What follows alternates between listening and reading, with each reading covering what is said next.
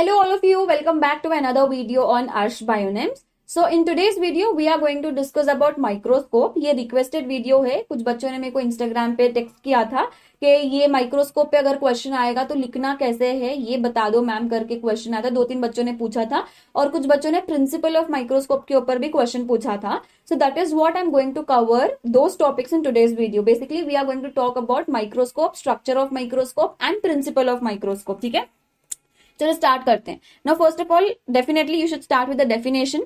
Microscope क्या है? That is an instrument that is used to magnify the object. कोई भी चीज जो छोटी होती है, जो आंखों को नहीं दिखती है, that is not clearly visible to the naked eye, those things can be observe clearly using the microscope. ठीक है, वही मैंने लिखा है second point, helps to examine the object that are non visible through the naked eye. For example, any cellular component that could be RBC, WBC and bacterial cell. हमने points लिख दिए, हमने एग्जाम्पल्स भी लिख दिए। ठीक है, नेक्स्ट आपको अब माइक्रोस्कोप के टाइप्स के बारे में बात करना है। तो माइक्रोस्कोप के कितने टाइप है? Light, electron. Under light you will talk about bright field, dark field, fluorescent and face contrast microscope. And under electron microscope, transmission electron microscope and scanning electron microscope. ठीक है, तो यहाँ आपको देखो, ये तो बस इंट्रोडक्शन वाला पार्ट हो गया कि आपने पहले डेफिनेशन के बारे में बता दिया, उसके बाद आपने टाइप्स ऑफ माइक्रोस्कोप बता दिया। वहां पे जो भी आपका पेपर करेक्ट कर रहा है ना, उसको क्लैरिटी मिल जाएगा दैट कि you have knowledge about microscope. ठीक है, अब जब आप स्ट्रक्चर के बारे में बात करते हो बेटा, बहुत बच्चे यहाँ पे गलती करते हैं कि स्ट्रक्चर वो अलग से ड्रॉ करते हैं, फिर हर स्ट्रक्चर के लेबल को लिख के उसको अलग से एक्सप्लेन करते हैं। तो वहां पे ना मैं आपको एक बात बता दूं, आपने आईपीस लिख दिया, आपने सारा स्ट्रक्चर ड्रॉ करके लेबल भी कर दिया, अलग से आईपीस आप हेडिंग लिखोगे, फिर आईपीस के बारे में लिखोगे, ऑक्यूलर लेंस लिखोगे, ऑक्यूलर लेंस के बारे में लिखोगे, तो वहां पे क्या होता है कि जो भी आपका पेपर करेक्ट कर रहा है ना, उसके पास उतना टाइम नहीं होता है कि वो पॉइंट टू पॉइंट हर चीज गो थ्रू करे। तो अगर आप ऐसे लिखते हो तो लिखो, अब अगर आपको लेंथी करना है तो आप करो। मैं नॉर्मली ये सजेस्ट नहीं करती क्योंकि अपना टाइम बचाओ, इट्स अननेसेसरी। ठीक है, it's not required actually. So what I will tell my students to do is, जब भी आप लेबलिंग करते हो, लेबलिंग के ठीक बाजू में ही उसका एक इंपॉर्टेंट रोल लिख दो, ताकि जब आपका पेपर करेक्ट कर रहा है ना, उसी के बाजू में उसको एक्सप्लेनेशन भी मिल जाएगा। तो ना वो अगर आप लिखोगे भी उसके बारे में डिटेल में नीचे, अगर आप लिखोगे भी, वो पढ़ेगा नहीं, उसको पता चल चुका है कि you have knowledge about it, तो वहीं पे आपको मार्क्स मिल गए। ऐसे इंप्रेशन क्रिएट करना होता है थ्योरी एग्जाम्स में बेटा। ठीक है, तो अब यहाँ पे देखो स्ट्रक्चर ऑफ माइक्रोस्कोप में बेसिक लेबलिंग आप पहले कर दो। बेसिक लेबलिंग क्या है? Eye piece, ocular lens, body tube, nose piece, objective lens, clips, stage, condenser, diaphragm, mirror, coarse adjustment and fine adjustment. ये लेबलिंग होनी चाहिए आपके माइक्रोस्कोप के डायग्राम में। ठीक है, अब इंपॉर्टेंट चीजों पे, इंपॉर्टेंट जो पॉइंट्स होते हैं उसी के बारे में आप बस एक्सप्लेन कर दो। जैसे कि for example objective lens. Objective lens कितने टाइप की होती है? डिफरेंट वैरायटीज की होती है ना, वहीं पे आप ब्रैकेट में लिख दो 10x, 45x, 100x। वहां डायग्राम में भी आप लेबल कर सकते हो। तो इससे क्या होगा कि आपके जो पेपर करेक्टर है उसको एक आइडिया मिल चुका है कि that you know about objective lens, तो वहीं पे आपका इंप्रेशन पड़ चुका है। ठीक है, नेक्स्ट इंपॉर्टेंट चीज आप क्या लिखोगे? स्टेज। अब देखो स्टेज हम क्यों लेते हैं, स्टेज क्यों होता है माइक्रोस्कोप में? Basically to keep your specimen, right? तो वही आपको लिख देना है। तो specimen is kept on the stage, a slide with the specimen is kept on the stage. वहां पे इसको एक्सप्लेनेशन मिल गया। कंडेंसर लेंस क्या करता है? This will control the angle of light, simple, वहां पे एक्सप्लेनेशन मिल गया। Diaphragm, adjust the amount of light. ये आपको एग्जैक्टली अच्छे से क्लियरली लिखना है कि एंगल कौन एडजस्ट करता है और अमाउंट ऑफ लाइट कौन एडजस्ट करता है। ठीक है, next mirror source of light देता है। Instead of mirror you can also add bulb. जो आपके सोर्स ऑफ लाइट है, या तो वो मिरर हो सकता है या तो वो बल्ब हो सकता है। ठीक है, ये तो बेसिक लेबलिंग है। ये बेसिक लेबलिंग का आप बाजू में एक्सप्लेनेशन दे देना, but here comes the important part, course adjustment and fine adjustment knob. यहाँ पे बच्चे कंफ्यूज हो जाते हैं। अब कोर्स एडजस्टमेंट का काम क्या है? ये नॉब का काम क्या है कि this will move the microscope up and down. जैसे कि अगर मेरे को माइक्रोस्कोप को नीचे करना है या फिर माइक्रोस्कोप को थोड़ा सा ऊपर करना है, so what will I do here? I will just rotate the coarse adjustment knob, जो कि यहाँ पे है। I hope the labelling is clear, you can just see, है ना। नेक्स्ट, अगर फाइन एडजस्टमेंट नॉब रहा, what exactly that will do? ये आपके इमेज को क्लियर करता है, so that clear image can be visible through the eyepiece. तो ये फाइन एडजस्टमेंट नॉब क्या करता है? This will focus on the image. समझ आ गया? So this will adjust the lens to make the image clear. जैसे कि फॉर एग्जाम्पल देखो, जब भी हम फोन से इमेज लेते हैं, पिक्चर लेते हैं, तो कभी कभी पिक्चर ब्लर आने पे हम क्या करते हैं, we click on the main screen, right, ताकि वो फोकस करे इमेज पर। Similarly just like that, if you want your microscope to focus more clearly on the image, you should rotate and adjust the fine adjustment knob. बच्चे यहाँ पे गड़बड़ करते हैं, कोर्स का फाइन में लिख के आते हैं, फाइन एडजस्टमेंट का कोर्स एडजस्टमेंट में लिख के आते हैं, तो वहां पे गड़बड़ नहीं करना, वरना वहां पे बिकॉज आप लेबलिंग में ही सब कुछ लिख रहे हो, तो थोड़ा सा भी आप गलत लिखोगे ना, तो वहां पे पेपर करेक्टर को एक आइडिया मिल जाता है कि आपको पता है कि नहीं पता है, तो ऐसे आप स्कोर कर सकते हो easily. This is how your paper should be presented. Okay, next, ये क्लिप्स के बारे में I forgot to tell. Clips क्या करता है, this is to hold the slide, simple. तो हमने क्या किया, स्मार्ट वर्क किया। हमने क्या किया, डायग्राम के ठीक बाजू में ही उसको एक्सप्लेन भी कर दिया। ठीक है, यहाँ पे तो ऑलमोस्ट आपका इंप्रेशन पड़ चुका है।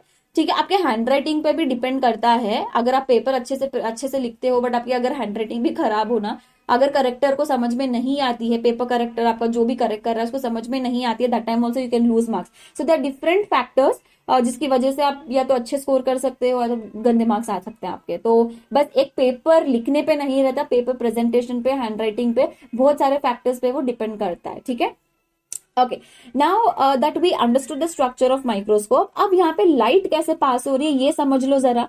लाइट आएगी मिरर से, मिरर से कंडेंसर लेंस को ट्रैवल करेगी, कंडेंसर लेंस से स्टेज को ट्रैवल, यहाँ स्टेज पे हमने रख दिया स्पेसिमेन। ठीक है, तो यहां से फिर चला जाएगा ऑब्जेक्टिव लेंस, ऑब्जेक्टिव लेंस से फिर चला जाएगा ocular lens, finally through ocular lens eyepiece.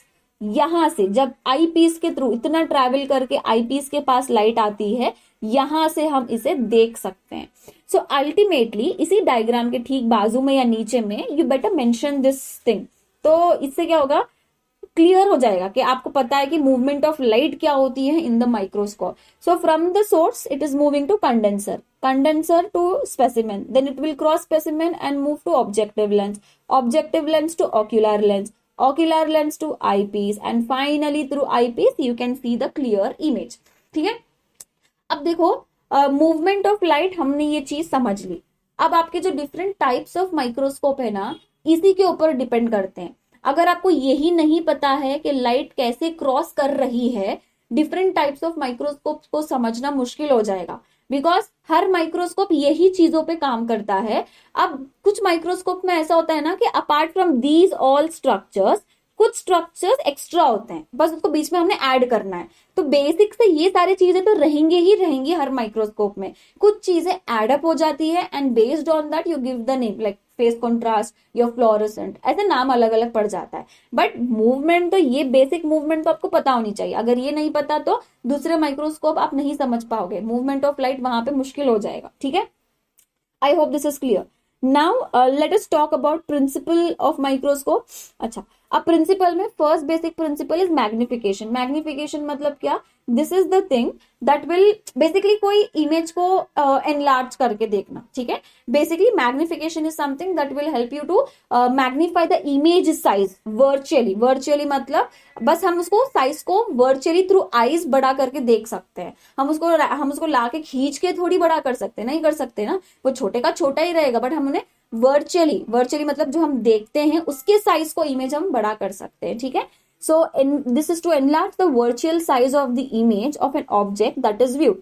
Virtual size को हम बड़ा करेंगे, एक्चुअल में हम उसको बड़ा नहीं कर सकते, बट वर्चुअली जो हम देखते हैं उसके इमेज के साइज को हम बड़ा कर सकते हैं। That is what we call it as magnification. Okay, now this depends upon the magnifying power of the important है objective lens and eyepiece lens. ठीक है, अब जैसे कि ऑब्जेक्टिव लेंस यहाँ पे मैंने बताया था कि डिफरेंट टाइप्स के होते हैं। ये है ऑब्जेक्टिव लेंस और ये हमारा आईपीस लेंस है। ठीक है, ऑब्जेक्टिव लेंस, आईपीस लेंस, ये दोनों मैटर करते हैं अगर आपको इमेज को बड़ा करना है। तो अगर ये आपको एडजस्ट करने नहीं आया, then you can't magnify the size of the image. जैसे कि अगर ऑब्जेक्टिव लेंस 10x है, आईपीस भी अगर आप 10x लोगे तो 10x इंटू 10x 100x का मैग्निफिकेशन आप कर सकते हो। ठीक है, अगर उसी 10x को आप 15x के साथ में पेयर करते हो तो अकॉर्डिंगली। ठीक है, तो आपको just basically you have to keep on changing.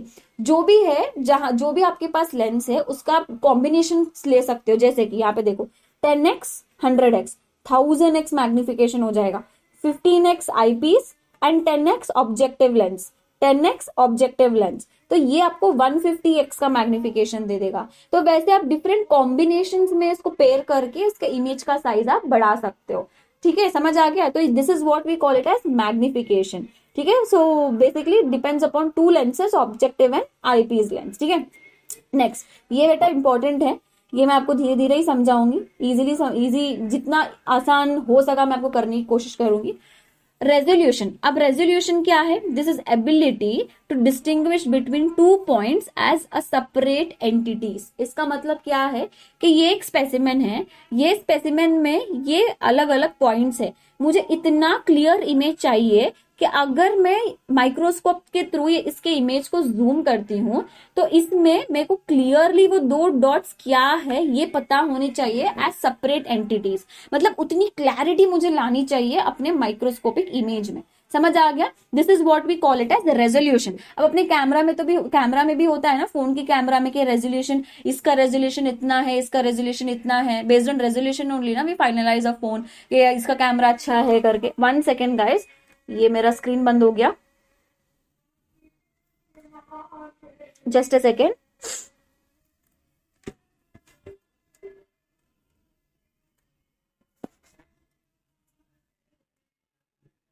Right, तो resolution is basically getting more clarity in the image, the virtual image that we are trying to get. Okay, more the resolution clear is the image. अगर आपका resolution ज्यादा है तो image भी definitely clear आएगी। आपके कैमरे का, फोन के जो कैमरे का रेजोल्यूशन ज्यादा अगर होगा तो डेफिनेटली आपकी फोन में पिक्चर क्लैरिटी भी तो अच्छी होगी ना। वैसे जितना ज्यादा जूम करोगे आप अपने इमेज में उतना आपको क्लैरिटी मिलनी चाहिए, उतना है basically, that is what is resolution. ठीक है, नेक्स्ट factors affecting resolution.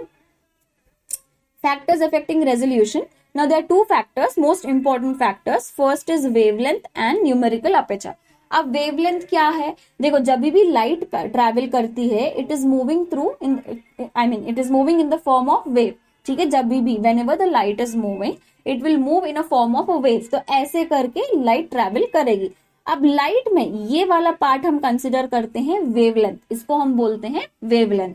ठीक है, जब भी वेवलेंथ के बारे में हम बात करेंगे ये आप याद कर लेना, shorter wavelength will give me higher resolution. Shorter wavelength मतलब क्या? यहाँ पे इमेज 1, इमेज 2 दो मैंने ले लिए हैं। अब यहाँ पे देखो इसका वेवलेंथ थोड़ा सा ज्यादा है when compare to this wavelength, और जो छोटा वेवलेंथ होता है ना, whenever the wavelength is short this will give me higher resolution. समझ आ गया?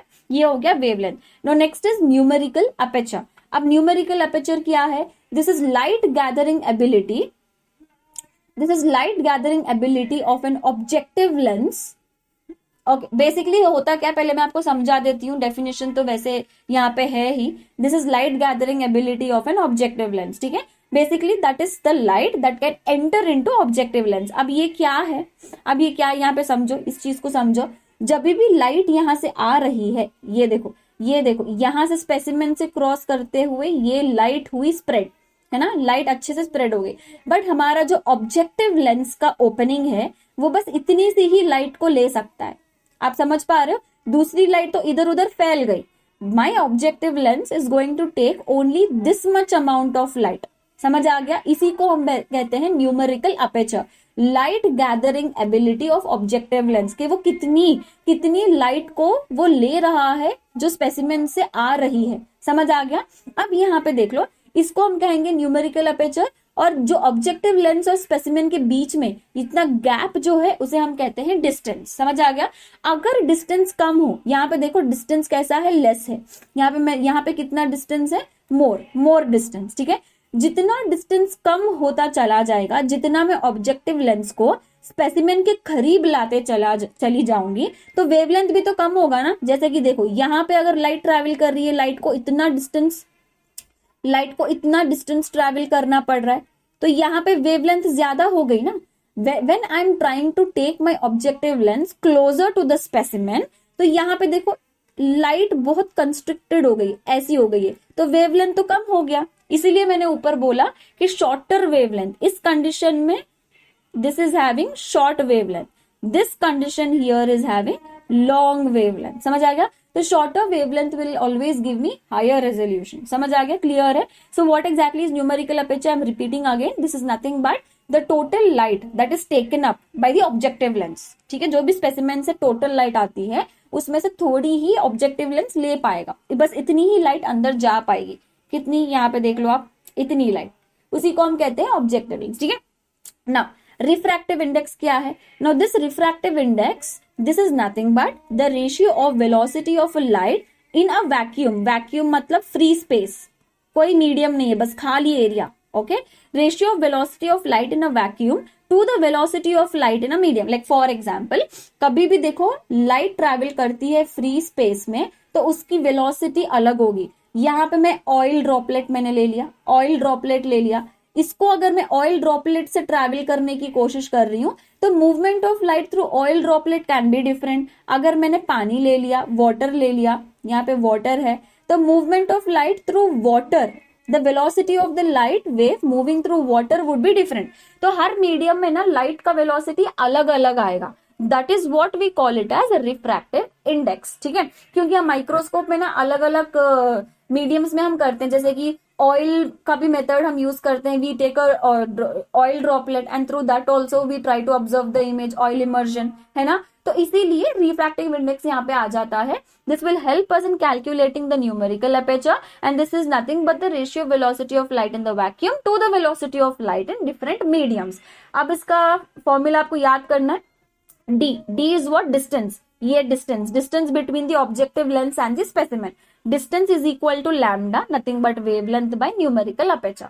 इतना भी लिखोगे चलेगा, अगर और ज्यादा एक पॉइंट बढ़ाना है तो ये लिख देना, d is equal to lambda by n sine alpha, ठीक है।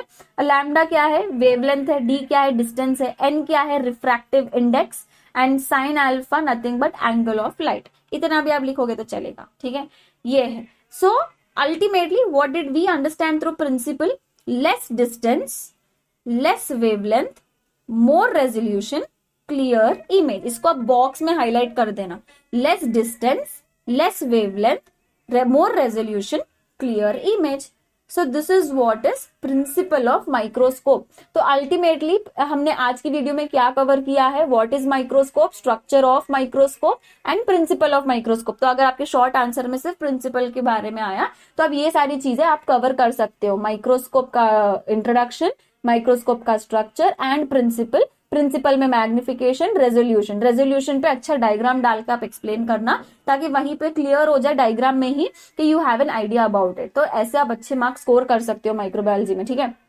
Next, different types of light microscope, ये वाला मैं नेक्स्ट पार्ट 2 में कवर करूंगी क्योंकि वीडियो बहुत लंबी हो जाएगी वरना। तो I am going to talk about every microscope in detail in my next video, so stay tuned guys. So all the very best all of you all, take care, let's meet in the next video, bye bye.